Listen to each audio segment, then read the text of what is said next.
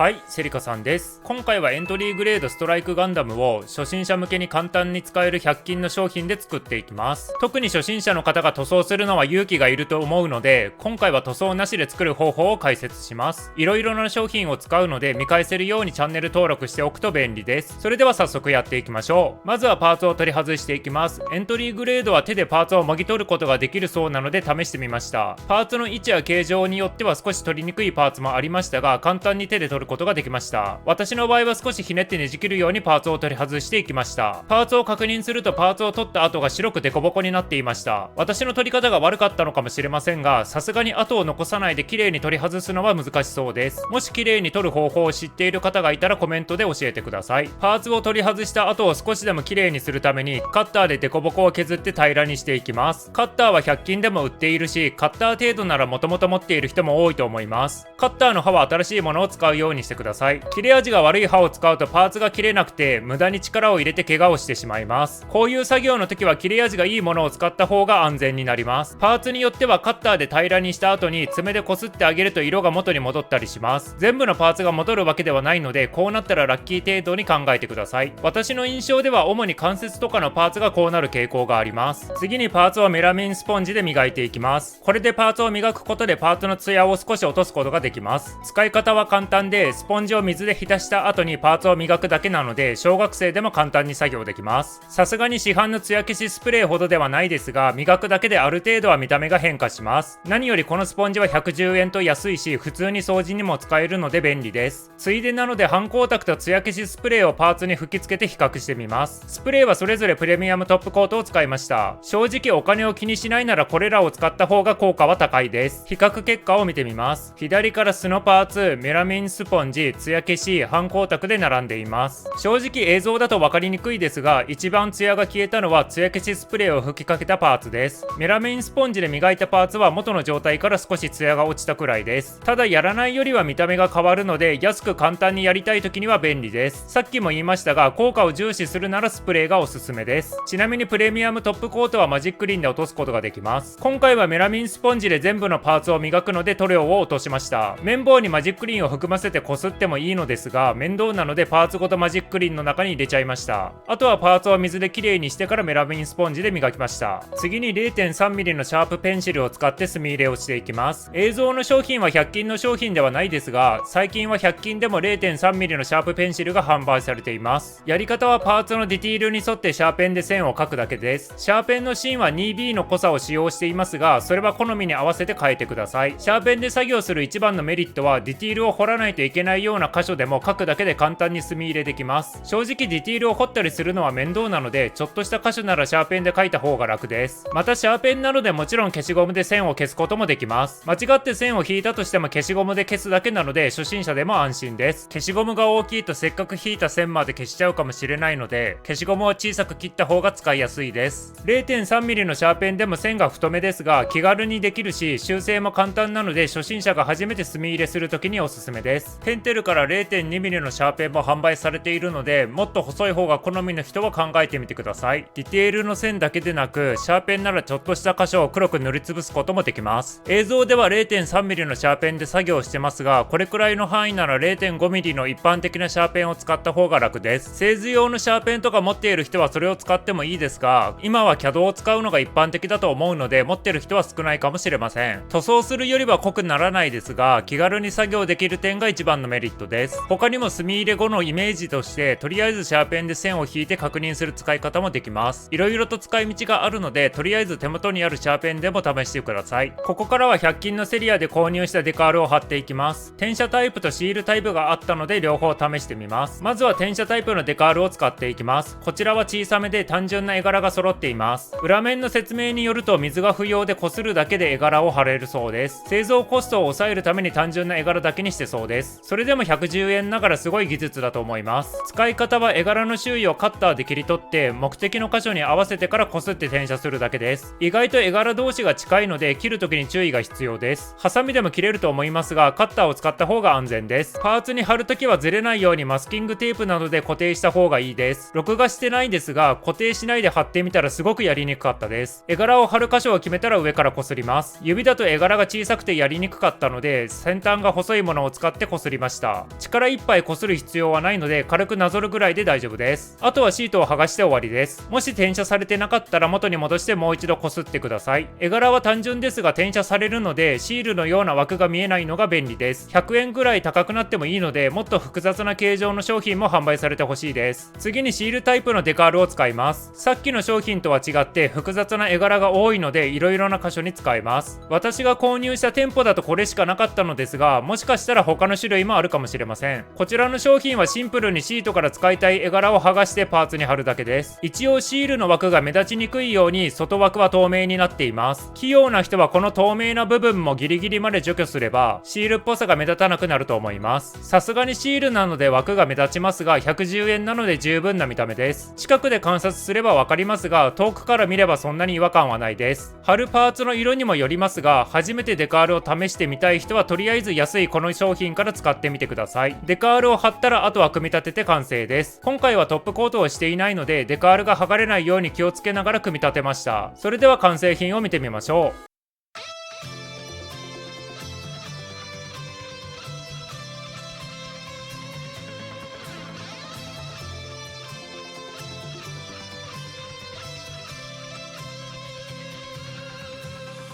今回は主に100均の商品だけでガンプラを作ってみました。ちゃんと塗料とかを使って仕上げるものに比べたら雲泥の差ですが、ちょっとステップアップしたい時や簡単に仕上げたい時とかには便利です。商品も安いし、デカールとかは気に入らなければ剥がせばいいだけなので気軽に使えます。最後に仮組みと比較してみます。デカールをたくさん貼ったのでさすがに仮組みよりは見た目が結構変化しました。背景が同じじゃないので分かりにくいですが、ツヤは少しだけ抑えられています。墨入れもしましたが、ディティールがそんなにあるわけじゃないのでちょっとしたアクセント程度になっています。ここまで見てくれてありがとうございました。このチャンネルではガンプラをメインにいろいろな実験をしながら動画を投稿しています。チャンネル登録前に他の動画も見ていただけるとプラモ作りの幅が広がります。それでは次の動画でまたお会いしましょう。